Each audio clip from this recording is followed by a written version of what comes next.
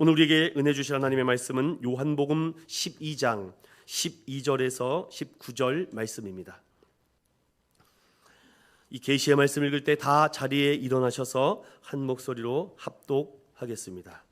시작. 그 이튿날에는 명절에 온 큰 무리가 예수께서 예루살렘으로 오신다는 것을 듣고 종려나무 가지를 가지고 맞으러 나가 외치되 호산나 찬송하리로다. 주의 이름으로 오시는 이 곧 이스라엘의 왕이시여 하더라. 예수는 한 어린 나귀를 보고 타시니 이는 기록된 바 시온 따라 두려워하지 말라. 보라, 너의 왕이 나귀 새끼를 타고 오신다 함과 같더라. 제자들은 처음에 이 일을 깨닫지 못하였다가 예수께서 영광을 받으신 후에야 이것이 예수께 대하여 기록된 것임과 사람들이 예수께 이같이 한 것임이 생각났더라. 나사로를 무덤에서 불러내어 죽은 자 가운데서 살리실 때에 함께 있던 무리가 증언한지라. 이에 무리가 예수를 맞음은 이 표적 행하심을 들었음이로라. 바리새인들이 서로 말하되 볼지어다. 너희 하는 일이 쓸데없다. 보라, 온 세상이 그를 따르는도다 하니라. 아멘. 제목을 따라해 볼까요? 예수님께 끌렸던 이유가 예수님에 대한 기록 때문입니까? 오늘은 기록이라는 단어를 자주 언급합니다. 또 이 말씀을 통해서 여러분 삶 가운데 계시된 말씀, 기록된 이 말씀이 여러분의 삶의 중심이 되어 그 말씀에 한 걸음 한 걸음 나아가는 우리 인천운영교회와 저와 여러분 되시기를 간절히 축원드립니다. 오늘 말씀에 중요한 포인트가 있습니다. 지금까지 계속 요한복음 말씀을 44번째 오늘 하고 있는데 요한이 어떻게 예수님을 찾고 또 요한이 어떻게 예수님을 만나는지 그 상황과 사건을 잘 기억하셔야 됩니다. 오늘 사건은 유월절이 얼마 남지 않은 때입니다. 이 말씀을 들어가기 앞서 저는 오늘 귀한 얘기를 함께 나누고자 합니다. 조선을 구하라. 140년 전 우리 조선 땅 구한말 그 시대에 조선에는 아무런 희망도 보이지 않았습니다. 그 누구도 동방의 저 끝자락에 있는 이 땅에 관심을 가지고 있지 않았던 그때에 하나님은 유럽과 아메리카 있는 그 나라들을 들어서 움직이기 시작합니다. 미국, 캐나다, 호주, 스코틀랜드, 영국, 스위스, 네덜란드, 포르투갈, 스페인, 이화 남아프리카 공화국까지 많은 나라들에서 이 조선을 구하라는 하나님의 특사의 이 대사의 마음을 가지고 그들의 심장은 뛰게 합니다. 왜 그랬을까요? 그 나라가 무슨 나라인지도 아무도 모릅니다. 어디 붙어 있는지도 모르는 그 나라를 구하라. 많은 젊은 청년들의 심장이 뛰고 울리기 시작한 그때에 구한말 조선시대는 이랬습니다. 많은 백성들이 굶주림과 가난과 전쟁으로 피비린내 나며 더 이상 살아갈 희망과 용기마저도 사라져가고 있는 그때에 주변의 강대국에 의해 이 조선은요 더 이상 소망이 보이지 않았습니다. 많은 사람들은 평민이 되어 농민이 되어 천민이 되어 하루하루 밥 세 끼만 먹어도 감사할 정도로 당시 조선의 남자 평균 나이가 60살도 되지 않아 한갑만 되어도 장수해였다랄 정도로 비통한 감염과 전염병에 시달리고 있었습니다. 교통수단이야 해봤자 나귀나 잘 사는 사람은 가마나 마차 정도, 다 집신과 고무신을 싣고 다녔던 140년 전, 당시 1921년 한 기자가 중국 땅과 그 유럽 땅을 거쳐가기 위해서 조선을 잠시 거쳐갔는데 그 당시 실제의 이 조선 사람들의 얼굴과 살아가는 모습이었습니다. 이 사진이 팩트입니다. 다른 사진들은 다 가짜일 수 있습니다. 이 기자가 당시 이 조선의 사람들을 보면서 남대문 앞에 온갖 오물과 똥과 오줌, 온갖 냄새가 아프리카 토인들이 사는 것보다도 비참하다. 정말 이러한 나라를 어찌 구제할 수 있을까라고 할 정도로 이 나라에 대한 서광이 보이지 않습니다. 이게 140년 전에 저와 여러분이 살았던 이 땅이었습니다. 그런데 하나님은요, 수많은 젊은 청년들에게 가슴을 짚이며 복음을 전하라. 도대체 어딘지도 모르고 그들은 배를 타고 태평양을 건너서 이 조선 땅을 들어왔던 수많은 선교사들이 있습니다. 1885년 4월 초에 한 젊은 청년이 가족을 데리고 제물포항에 입성합니다. 그 사람이 언더우드 선교사입니다. 한 사람이 또 다른 사람을, 내가 이 나라 말도 모르고 아무것도 모르는데 무작정 성령님께서 바울을 인도했던 것처럼 성령의 이끌림을 받아 이 젊은 청년은 조선이라는 그 끝자락에 찾아옵니다. 그가 그 항구에서 내리면서 이런 얘기를 합니다. 오 주님, 아무것도 보이지 않습니다. 오 주님, 아무것도 보이지 않습니다. 메마르고 가난한 땅, 나무 한 그루 시원하게 자라오르지 못하고 있는 이 땅, 제가 이곳을 입성해야 되겠습니까? 그 넓은 태평양을 어떻게 건너왔는데 나를 이런 곳에 보내려고 하나님 하셨습니까? 주님께서 뚝 떨어뜨려 놓은 이곳에서 아무것도 보이지 않습니다. 보이는 것은 고집스럽게 얼룩진 어둠뿐입니다. 묶여있는 그 고통이란 것도 모르고 그들은 자연인과 같이 살아갑니다. 그 고통을 벗겨주겠다라고 외쳤지만 아무도 찾지 않고 의심하며 화부터 냅니다. 조선 남자들의 속셈이 보이지 않습니다. 이 나라의 조정내심도 보이지 않습니다. 조선의 마음이 보이지 않습니다. 저희가 해야 될 일이 없는 것 같습니다. 그러나 주님, 보이지 않지만 순종하겠습니다.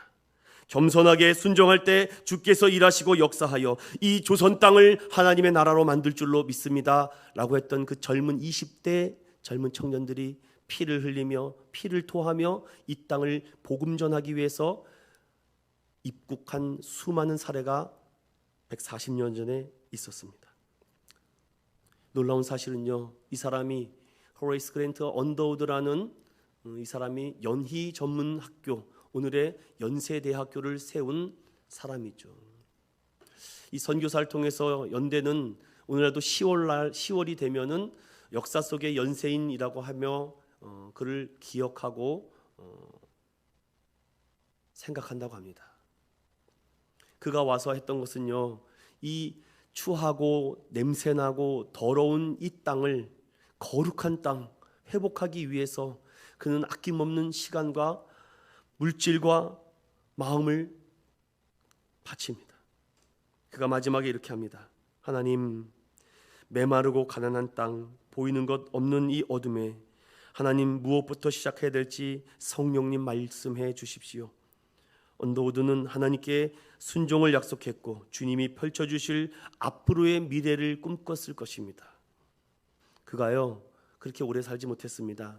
보시면 일제 치하에 있을 때 숨을 거두게 되는데, 그가 만약 지금 이 조선 땅, 즉 대한민국이 이렇게 변한 것을 천국에서 보면서 그때 내가 믿음으로 씨를 심고 이 나라에 오지 않았다면 그 누가 여호와의 구원과 주님의 구원의 복음의 소식을 알렸겠습니까? 저는 오늘 여기에 초점을 맞춰서 이 말씀을 살펴보려고 합니다. 여러분은 예수님께 무엇을 기대하고 오늘 오셨습니까? 오늘 예배에 어떠한 소망과 바람으로 여기에 참석하셨습니까? 기대라는 것은 참 좋습니다. 나도 내 인생에 정말 쨍하고 했던 날 같은 그런 일들이 일어났으면 하는 바람들이 있죠. 설렙니다. 기대는 사람을 생동감 있게 합니다. 아, 내일 교회 가야지, 어디 가야지. 여러분, 우리가 그런 여행이나 소풍만 가더라도 설레고 기대가 되지 않습니까? 그런데 우리가 가는 목적지가 어떤 곳인지를 정확히 알면은요, 더욱 부푼 가슴으로 설레죠. 그런데 우리가 가는 목적지가 보이지 않습니다. 보이지 않으면은요, 우린 기대를 하기 어렵죠. 그리고 막상 기대를 하고 갔지만 기대한 것 이하가 됐을 때 우리는 낙심과 좌절이 됩니다. 제자들과 무리는 예수님께서 예루살렘으로 입성한다라고 합니다. 지금까지 이런 적이 없었는데 항상 예루살렘으로 들어갈 때는 몰래 아무도 모르게 들어가셨고 지금 3년의 공생의 중에 이렇게 간 적이 없었는데 오늘 이 요한복음을 중심으로 병행복문인 마태복음, 마가복음, 누가복음 세 본문을 같이 병행하면서 오늘 주고자 하는 이 말씀이 무엇인지를 메시지를 찾아보려고 합니다. 많은 사람들은 예수님께서 예루살렘에 입성한다라는 것을 듣고 모이기 시작합니다. 드디어 구약에 기록되어 있는 그분이 우리를 구원하기 위해서 오셨구나 흥분합니다. 어떤 사람은 광기에 어려서 춤을 춥니다. 누구는 놀라서 길에 쓰러지고 황홀감에 빠져서 우리가 기대했던 그 메시아, 그 그리스도가 이제 우리를 구원하러 오는구나. 제자들도 전혀 예상하지 못했던 이 백성들의 반응에 당황할 순서가 얘기되고 있습니다. 그렇다면 오늘 이 말씀이 병행되고 있는 이 마태복음 21장과 마가복음 11장 그리고 누가복음 19장의 말씀을 다시 그 안으로 돋보기를 가지고 찾아가 보겠습니다. 예수님은 베다니에서 예루살렘으로 가기 위해 이 높은 산을 건너고 나서 이제 3km 정도 남은 그 감난산 벳박에 위에서 2명의 제자를 부릅니다. 제자들아, 마을 건너편으로 가라. 가면은 그 마을에 나귀와 나귀 새끼가 있을 것이다. 그러면 그것을 끌고 와라. 혹시 누가 뭐라 그러면은 주가 쓰시겠다 하라. 그러면 허락할 것이다. 긴가민가 그들이 가니까 정말 나귀와 나귀 새끼가 있습니다. 두 마리를 다 끌고 오죠. 그런데 예수님께서는요, 생각으로는 나귀의 새끼를 타는 것이 아니라 나귀 엄마를 탈 것이라고 생각했지만 나귀 새끼를 타겠다고 하는 것입니다. 제자들은 자기의 윗옷과 겉옷을 벗어서 그 위에 깔고 예수님은 거기에 앉으시고 예루살렘으로 가는 그 길목입니다. 여기서 중요한 첫 번째 포인트를 저와 함께 살펴보기 전에 이 말씀을 잠깐 좀 언급해 보고 싶습니다. 도대체 무엇을 보여주려고 하시는 것일까? 도대체 무엇을 말하고 싶어서 그러는 것일까? 열왕기상 1장 38절에 보면 이런 말이 있습니다. 다윗이 죽고 솔로몬 왕이 이제 왕으로 등극할 때에 이런 말이 있습니다. 솔로몬이 왕으로 등극할 때 다윗이 타던 노새를 탔고 왕자에 올라갔다라고 합니다. 저는 이 노새에 대해서 집중적으로 연구를 해봤습니다. 연구를 했더니 여러분, 성경이 말하는 구약의 노새와 오늘 이 성경에 말하는 나귀는 다른 겁니다. 다르지만 그 의미가 있기 때문에 제가 잠깐 설명해 보고자 합니다. 예수가 보이는가? 예수님이 행하는 모든 움직임과 말들이 여러분 보이십니까? 예수님께서 보이신다면은요, 우리가 그 안에서 이 작은 행동과 몸부림과 몸짓이 그 모든 것이 예수를 드러내고 예수를 보이기 위한 하나의 모습이라는 것을 여러분 찾아갑시다. 자, 그렇다면 첫 번째, 왕을 상징하는 이 모습입니다. 계시록 19장 11절과 16절에 보면 이 왕 중의 왕, 킹 오브 킹, 이 왕을 상징하는 것을요, 이 세 가지로 자주 언급하는데 그 왕은 첫 번째 따라합시다. 흰 옷을 입는다. 신말을 탄다. 종려나무 가지를 흔든다. 이게 여러분 왕의 모습입니다. 그런데 여러분 보세요. 이단과 사이비들 무슨 옷 입고 있습니까? 흰 옷 입고 있죠. 무슨 말 탑니까? 흰 말 타고 있습니다. 그리고 면류관을 쓰고 있죠. 자신이 왕이라는 겁니다. 여러분 또 북한 보세요. 김정일, 김일성 무슨 말 타고 무슨 옷 입고 다닙니까? 그게 어머니가 김정일 어머니가 기독교 신자입니다, 여러분. 그래서 그 사상이 아들에게 다 넘어간 겁니다. 모든 영화, 드라마, 기독교적인 사상이 다 들어 있습니다. 여러분 그런 기독교적인 관점으로 바라봐야 돼요. 그러면은 그게 진리가 구별됩니다. 그런데 여러분 보십시오. 진리를 깨닫는 사람은요, 흰 옷을 입었다. 자, 오늘 성경을 보세요. 뭐 겉옷을 벗어서 깔았다, 입혔다고 하니까 대충 뭐 그것을 거룩을 상징하다라고 뭐 보여줄 수 있겠습니다. 뭐 당시에 뭐 유대인들이 얼마나 깨끗한 옷을 입었겠습니까? 그러나 거룩한 세마포 옷을 입는다라고 말합니다. 그리고 그들이 무슨 나무 가지를 흔듭니까? 대추나무 이 열무의 가지를 흔듭니다. 이것은 승리, 개선 장군, 전쟁에서 승리하여 돌아온 위풍당당의 모습을 상징하는데, 그 다음에 이 왕의 상징을 완벽하게 이루기 위해서는 무슨 색깔의 말을 타야 돼요? 흰 색깔의 말을 타야 되는데 오늘 예수님은 뭘 타셨다고요?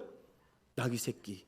그러면 도대체 이 열왕기상에 말하는 그 노새와 나귀가 무엇인지를 찾아가 봅니다. 노새. 이 노새는요, 품종이요, 교배종입니다. 힌니종과 안달루시아 종이 있는데, 암말과 수컷 나귀, 수컷 나귀와 암말이 교배해서 낳은 종이 노새입니다. 근데 이 재미있는 말은 뭐냐면요, 수컷 나귀와 암컷 말을 교매해서 난 이 안달루시아 종은요, 굉장히 말이 멋있고요, 힘도 세고 굉장히 예쁘고 굉장히 잘생겨서 대부분 왕들이 입성하거나 왕들이 타는 그런 말, 귀족들이 타는 말입니다. 그런데 여러분, 힌니족이라고 하는 이 노새는요, 짐을 운반하는 종입니다. 너무 차이가 심하죠? 그런데 아십니까 여러분? 노새는요, 교배해서 난 종이기 때문에 후손이 없습니다. 후손이 안 생겨요. 교배종이기 때문에, 말과 나귀를 교배했기 때문에.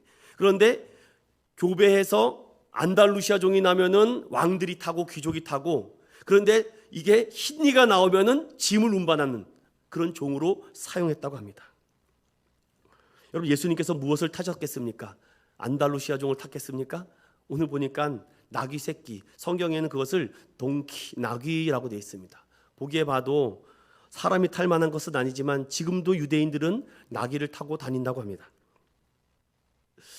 예수님께서는 지금까지 보지 않았던 모습을 보시며 이 나귀를 타고 가셨다. 여러분, 어떤 의미입니까? 그런데 성경의 복음서를 보니까 한 번도 아무도 타지 않았던 나귀를 가지고 오라고 합니다. 그리고 그 나귀를 타고 예루살렘으로 입성합니다. 왜 그럴까요? 기록된 말씀을 이루시기 위함입니다. 오늘 기록된 첫 번째 말씀, 스가랴 9장 9절을 열어봅니다. 스가랴 9장 9절. 여러분 좀 빨리 찾아서 오시면은 빨리 설교를 진행할게요. 스가랴 9장 9절을 함께 읽어봅니다. 1320페이지입니다. 시작. 시온에 따라 크게 기뻐할지어다. 예루살렘에 따라 즐거이 부를지어다. 보라, 내 왕이 내게 임하시나니 그는 공의로우시며 구원을 베푸시며 겸손하여서 나귀를 타시나니 나귀의 작은 것 곧 나귀 새끼니라. 아멘. 자, 성경 스가랴 9장 9절에 예수님께서 이제 십자가에 달려 죽기 얼마 남지 않았기 때문에 이 스가랴 선지자가 예언한 이 기록된 말씀을 이루기 위해서 나귀를 타신 것입니다. 사랑 믿음의 성도 여러분, 오늘 저는요 여기에 초점을 맞춥니다. 여러분들이 예수님께 끌렸던 그 매력의 이유가 무엇입니까? 어떤 세상적, 세속적 기대 때문입니까? 아니면 이 기록된 말씀이 그분을 가리키고 있기 때문에 믿는 것입니까? 여러분, 전자가 돼서는 안 됩니다. 그 매력은 광기와 잘못하면 광신도가 될 수 있습니다. 기록된 이 하나님의 말씀이 누구를 가리키고 있고 누구를 말하고 있는지 그 분을 따라가시길 바랍니다. 기록된 스가랴 9장 9절 말씀은 오늘 시온에 따라 예루살렘에 있는 모든 백성들아 들어라. 그 메시아는 나귀 새끼를 타고 입성할 것이다.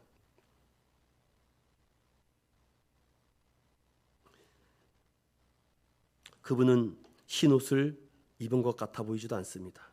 흰말도 아닙니다. 사람들은 무엇 때문에 종려나무 가지를 흔들고 있을까요?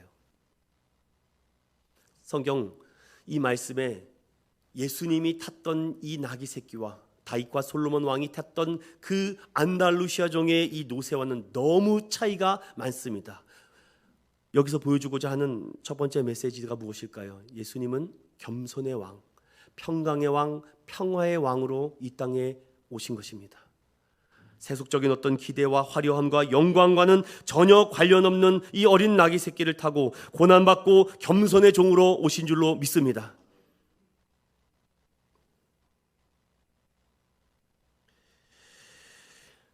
저는 오늘 이 말씀을 보면서 하나님의 많은 은혜와 감동이 찾아왔습니다.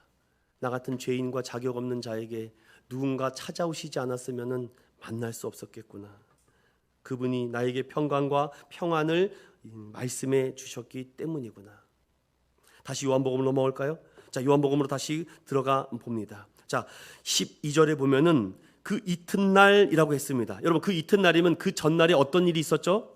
베다니에 큰 잔치, 즉 예수님을 위한 잔치가 있었는데 거기서 어떤 사건이 있었습니까? 마리아가 가장 귀중한 나드 한 근, 그 400에서 500g도 되지 않는 그 귀중한 300데나리오나 되는 그 향유를 예수님의 발에 붓고 자신의 머리를 풀어서 예수님의 발을 닦았던 이 사건은 예수님께서 그 여인이 나를 위한 무엇을 준비하는 거라고 했습니까? 장례를 위해 준비한 것이다. 그 여인이 내가 이 복음이 전파되는 곳에는 이 여인의 이름도 기억될 것이다 라고 성경은 말합니다. 기록된 그 말씀 그대로 2000년이 지난 지금도 마리아를 모르는 사람이 없을 정도죠. 그런데 많은 사람들이 나사로의 이 죽음을 보지 않고 부활한 것 때문에 많은 유대인들이 믿기 시작했지만 반대로 또 예수님에 대해서 적개심을 가지고 저항하여 예수를 죽이고 나사로까지 죽이고 하는 그 다음 날에 예수님께서 이런 행동을 합니다. 제자들은 이해를 못하죠. 하지만 예수님께서 하시겠다고 하니까 갑니다. 그렇다면 오늘 두 번째로 찾아가야 됩니다. 12절부터 15절까지 이스라엘의 왕을 기다리고 기대하는 무리들의 모습입니다. 잠깐 앞에 이 슬라이드를 보시겠습니까? 당시 예수님께서 이와 같은 모습으로 입성하지 않았을까라고 생각합니다. 자, 많은 사람들이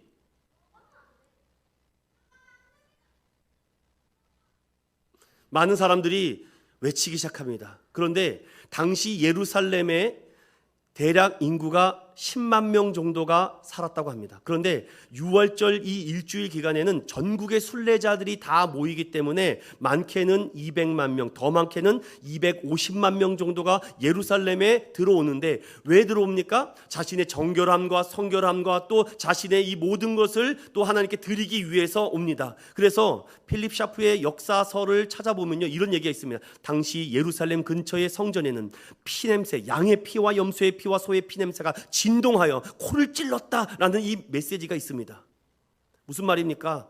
사람들이 제사는 드려야 되겠고 안 드리면 찜찜하고, 교회 한번 빠지면 뭔가 찜찜하고, 교회 뭔가 안 하면 힘들 것 같으니까 뭐라도 해가지고서는 드리죠. 많은 순례자들이 점점 그들의 신앙의 본질을 잃어버립니다.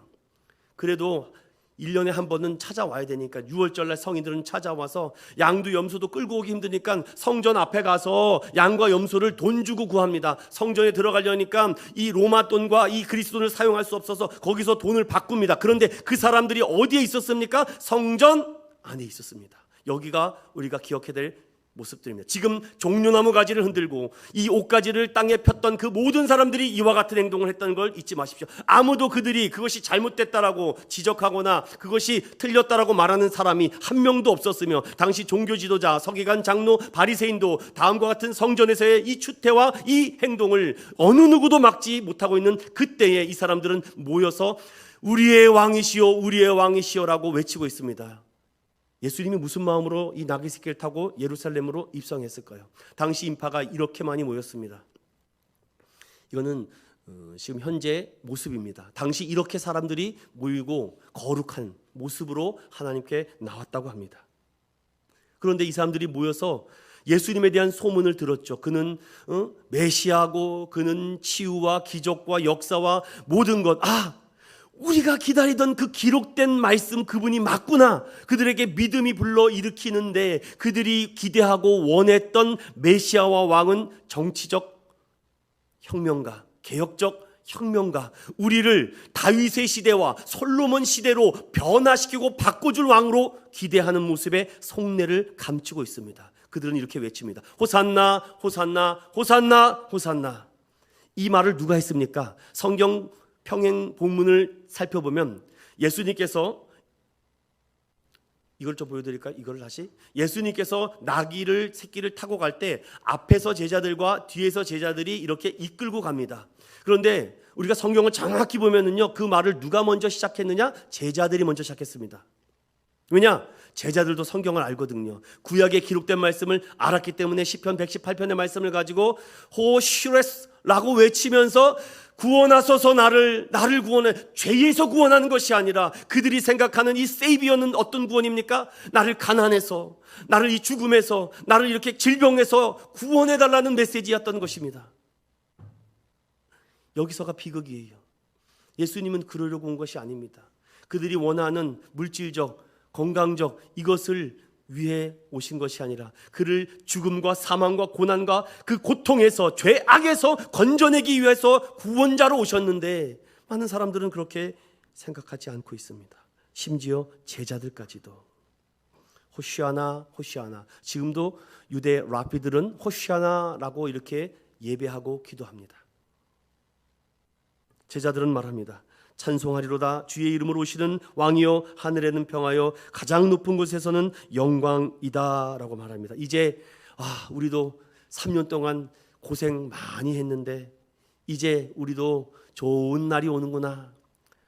우리 아들들 두 아들은요, 어머니가 몰래 와서 치맛바람을 납니다. 예수님, 뭔가 분위기가 괜찮은데 나중에 왕으로 올라가시면 우리 아들들 좌의정, 영의정, 우의정, 국무총리 이거 아시죠? 장관짜리 하나 아시죠? 똑같습니다. 그러나 예수님만은 왜 내가 입성하는지를 알고 있죠. 그들이 흔들렸던 것은 이 대추 야자나무입니다. 저도 한번 먹어봤는데 굉장히 달콤하더라고요. 이 대추 야자나무가요 굉장히 높이 올라가는데 이 나뭇잎이 커서 이렇게 뭐라 그럴까요? 우산과 같은 모양으로 펼쳐지면서 그늘도 제공하고 또 많은 열매도 주고 유대인들에게는 아주 필요한 필수 열매라고 하죠.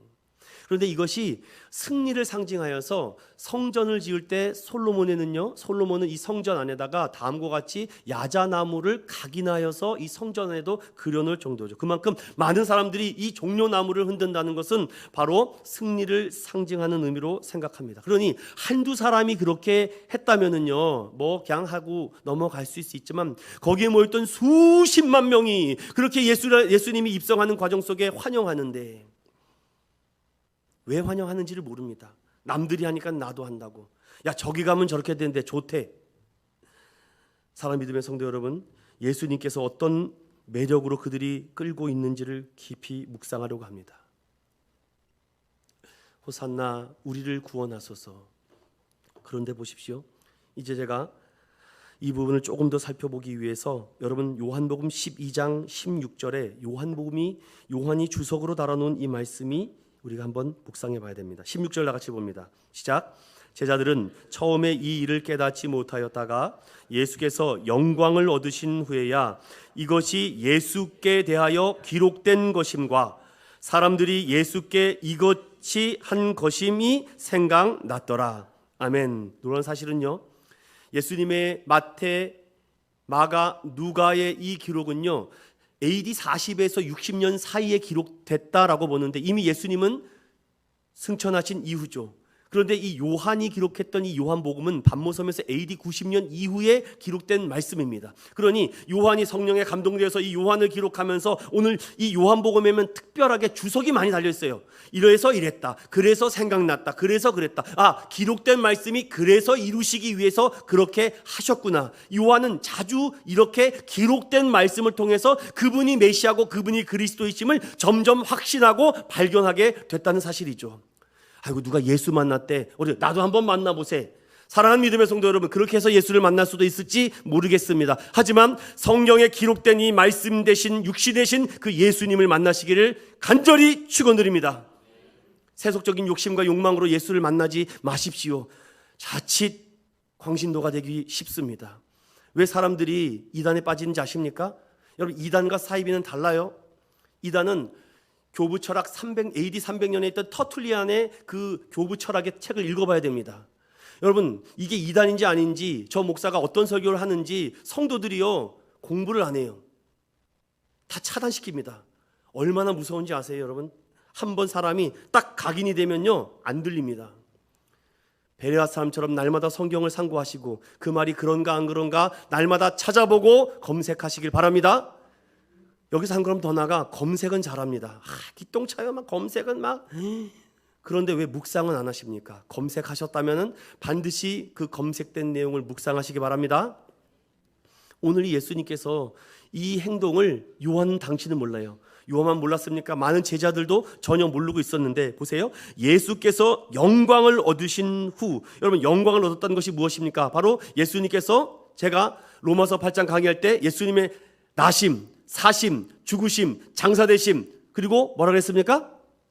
부활하심, 그리고 승천하심, 이제 뭐만 남았다고요? 재림하신 그분. 그러면 여러분 이 로마서 8장의 기준을 가지고 딱 보십시오. 이 계시된 말씀 외에 다른 말씀이 필요합니까? 다시 여기 정확히 넘어가야 돼요. 여러분 제가 다른 것보다 이거 확실하게 짚고 넘어가요. 이 계시된 성경의 말씀 외에 다른 사람의 말이 필요합니까? 필요하지 않습니까? 필요하지 않습니다. 어떤 사람이 어디 상에 올라가서 계시받아가지고서 내가 뭐 영을 받았다, 이 말이 맞아요, 틀려요? 싹 다 거짓말입니다, 여러분. 그게 빨갱입니다, 여러분. 정신 차리십시오. 계시된 말씀 외에 다른 어떤 내가 산에 뭐 청계산에 뭐 어디 올라가서 뭐 받았다, 내가 뭐 특별 빛을 봤다, 싹 다 거짓말입니다, 여러분. 계시된 말씀만 하더라도 충분히 여러분들에게 구원과 예수는 하나님의 아들심을 믿게 되는 능력이 있는 줄로 믿습니다. 말씀의 기록을 안 믿으니까 그렇죠. 그러니까 자꾸 어디 가서 뭐 났다, 뭐 얻었다, 부자가 됐다, 뭘 났다, 반드시 넘어지게 돼 있습니다. 한 번 빠지면 돌아오지 못해요. 요즘 TV에 연일 뉴스에서 보도되는 여러분 그 기사들 보세요. 여러분 그것이 아이고 나는 아니지요. 여러분의 친구가 그럴지도 모릅니다. 여러분의 가족 중에 누가 그러고 있을지도 모릅니다. 그래서 오죽하면 요한일서에 한두 번 경계해서 돌아오지 않으면 내버려 두라고 이렇게까지 얘기했겠습니까? 기록된 그 말씀이 누구를 가리키고 있는지 봐야되는데 기승전 이상한 교주로 빠지고 있으니까 잘못된 호산나를 외치고 있는 것 아닙니까? 그 다음 상황을 보면 예수께 대하여 기록된 것. 여러분 예수님도 어떻게 항상 말씀합니까? 내가 말이야 나를 봐, 나를 보면 하나님 볼 수 있어. 여러분 제발 좀 눈을 여십시오. 제가 설교 중에 그러면요 강력하게 비판하십시오. 예수께 대하여 기록된 것, 이 기록된 말씀이 예수님도 본인 자신이 누구인지를 기록된 구약의 말씀과 예언의 말씀을 가지고 오는데 그 중에 몇 구절만 보겠습니다. 요한복음 1장 45절을 열어보세요. 여러분 제가 말씀한 것들은 잘 좀 체크해 놓으시고 누가 좀 물어보면 제발 그냥 하고 넘어가지 마십시오. 1장 45절을 함께 읽어봅니다. 시작. 빌립이 나다나엘을 찾아 이르되 모세가 율법에 기록하였고 여러 선지자가 기록한 그 일을 우리가 만났으니 요셉의 아들 나사렛 예수니라. 아멘. 기록된 그분이 누구라고요? 나사렛 예수라는 거. 또 한번 찾아볼까요? 요한복음 5장 39절. 많은데 제가 몇 부분만 여러분들 좀 찾아드리겠습니다. 요한복음 5장 39절 찾으셨으면 함께 읽어봅니다. 시작. 너희가 성경에서 영생을 얻는 줄 생각하고 성경을 연구하거니와 이 성경이 곧 내게 대하여 증언하는 것이니라. 아멘. 이 기록된 성경의 말씀이 나를 위해 얘기하는 것이고, 여러분 46절 시작. 모세를 믿었더라면, 5장 46절 시작. 모세를 믿었더라면 또 나를 믿었으리니 이는 그가 내게 대하여 기록하였음이니라. 아멘. 사랑하는 믿음의 성도 여러분, 예수님께 끌렸던 이유가 기록된 말씀이 아니라면 의심하십시오. 목회자가 설교를 하는데 성경 구절을 모른다? 다시 신학교로 들어가야 됩니다. 성경도 외우지도 못하고 어떻게 설교를 합니까? 그리고 성경이 면밀하게 성도들에게 힘들더라도 어렵더라도 찾아가야죠. 이 한 가지만 좀 팁을 드리겠습니다. 이단들은 행위구원론자입니다. 그래서 구원파 같은 경우는 이렇게 말합니다. 특히 우리 연약하고 순한 우리 성도들을 이렇게 말하죠. 구원 받으셨습니까? 네, 받았습니다. 죄인이에요, 의인이에요? 거기서부터 교회가 가까웠대요. 이렇게 어떻게 하지? 뭐 어떻게? 언제, 맨날, 며칠, 몇 시에 구원 받았습니까? 그럼 거기서 탁 무너지는 거예요. 내가 구원을 안 받았구나. 아이고 주여. 이단들이 공격하는 내용들 좀 알고 있어야죠. 지피지기면 백전백승이라고. 그들도 기록된 말씀을 가지고 찾아오는 걸 잊지 마십시오. 그 얘기는 오후에 로마서 8장 특강할 때 조금 더 언급해 드리겠습니다. 기록된 이 수많은 말씀이 메시아 예수 그리스도, 즉 나사렛의 예수를 가르치고 있습니다. 그래서 요한이 시간이 지나고 나서 그분이었구나. 여러분이 믿고 있는 그 하나님이라는 분이 거짓이고 하나님이 아니면 어떡합니까? 잠이 오십니까? 다른 것, 세속적인 것 때문에 기대하고 있습니까 지금?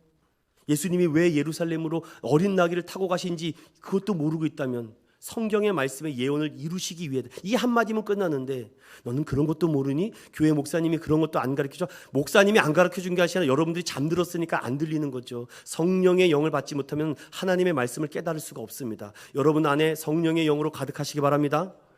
성경은 하나님의 진리의 영이 임하지 않으면 절대 깨달을 수 없습니다. 박사, 교사 아무리 해도 깨달아지는 게 아닙니다. 일자무식, 초등학교도 못 나온 사람도 하나님의 영이 임하면 이 하나님의 이 진리의 말씀이 깨달아지는 줄로 믿습니다. 예수께 기록된 것이 예수께 이같이 한 것이다. 그러니까 사람들이 종려나무 가지를 흔들고 옷을 펴고 왕으로 맞아주고, 그것은 맞는 것입니다. 왜냐? 진짜 왕이 오셨으니까, 왕이 나셨으니까 그들이 했던 모든 행동들은 다 맞는 행동이죠. 그런데 이상한 건 나귀 새끼를 탔다는 것입니다. 다른 우리가 기대했던 그 왕들의 모습이 아닌 전혀 다른 모습. 왜? 그분은 겸손의 모습으로, 평화의 모습으로, 온유의 모습으로 이 땅에 오셔서 정말 이 야생마와 같이 질주하는 이 인생들에게 멈춰라, 너희가 좀 멈춰라, 야생마가 되지 말고 너희들은 하나님의 진리의 이 나귀 새끼가 돼서 예수님이 타실 때 겸손히 내 어깨와 내 등을 내어드려야 되는데 싫다고, 왜 타시냐고, 걸어가시라고. 여러분의 그 작은 등어리를 쓰시고자 할 때 여러분 내어드리시기를 예수님으로 축원드립니다. 그런데 오늘 성경을 좀 더 보십시오. 17절에서부터 보면은 나사로 무덤에서 불러내어 죽은 자 가운데서 살리실 때 함께 있던 무리가 증언한지라. 이에 무리가 예수를 맞음은 이 표적 행하심을 들었다라고 되어 있습니다. 그렇죠. 예수 그리스도에 대한 이 믿음의 본 믿음으로 그들이 증언하고 계속 막고 계속 없애려고 해도 계속해서 예수 그리스도에 대한 증언이 그들의 입에 통해서 계속 증거되고 있는데, 중요한 것은 19절입니다. 19절 시작. 바리새인들이 서로 말하되 볼지어다 너희 하는 일이 쓸데없다. 보라 온 세상이 그를 따르는도다 하니라. 여러분 이 말이요, 저는 이렇게 보겠습니다. 이해하지 못하는 제자들, 그런데 부지 중에 이 바리새인들이 진리를 말하고 있습니다. 아이고 쓸데없다, 쓸데없다, 저 하는 모든 행동은 쓸데없다라고 말하는데 그 다음에 보라 온 세상이 그를 따르는도다. 그럼 진리의 왕은 우리가 따르게 돼 있습니까? 그렇지 않습니까? 따르게 되어 있죠. 여러분들 당연한 건 아닙니까 여러분? 그런데 이들이 한 이 모든 말은요, 기록된 그 말씀을 본인이 무식 중에 그들이 말하고 있습니다. 지난번에도 여러분들 대제사장이 부지 중에 하나님의 그 예언을 막 말하고 있지 않습니까?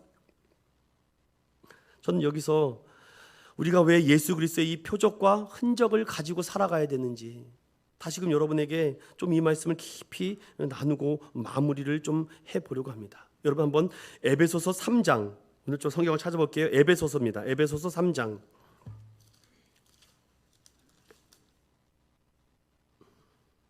찾으셨나요? 에베소서 3장 14절부터 19절 말씀을 천천히 읽으셔야 됩니다.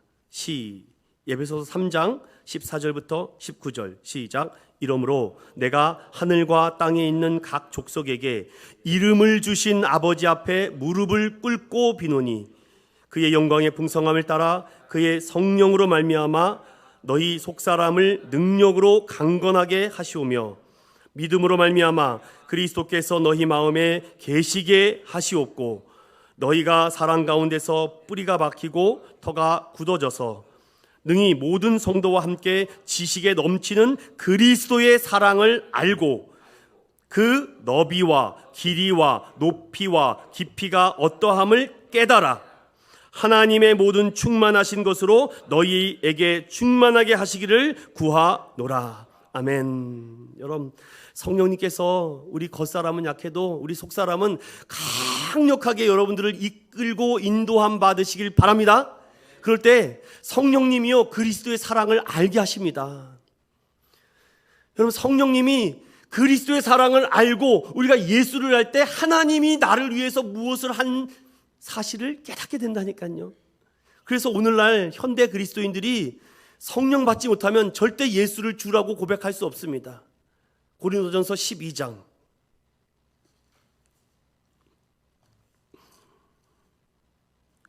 찾으셨나요? 3절 함께 읽어봅니다. 고린도전서 12장 3절 시작. 그러므로 내가 너희에게 알리노니 하나님의 영으로 말하는 자는 누구든지 예수를 저주할 자라 하지 아니하고 또 성령으로 아니하고는 누구든지 예수를 주시라 할 수 없느니라. 아멘. 사랑하는 믿음의 성도 여러분, 예수님이 온 세상을 구원하게 오신 메시아 그리스도이심을 믿으시는 저와 여러분 되시길 축원드립니다.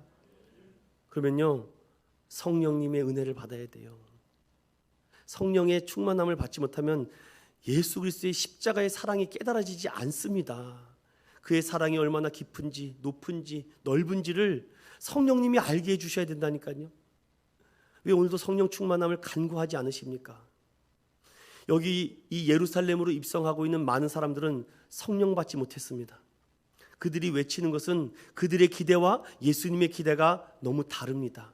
그들은 처음에 예수님께서 나를 세속적으로 세상적으로 뭔가 채워주고 뭔가 변화가 일어나고 나의 이 억울함과 이 분노와 이 억하 심정을 하나님께서 좀 뭔가 압도적인 믿음으로 나를 좀 뒤집어 줄 거라 생각하여 기대했지만 바로 무슨 일이 일어납니까? 그게 오늘 마지막 하이라이트입니다.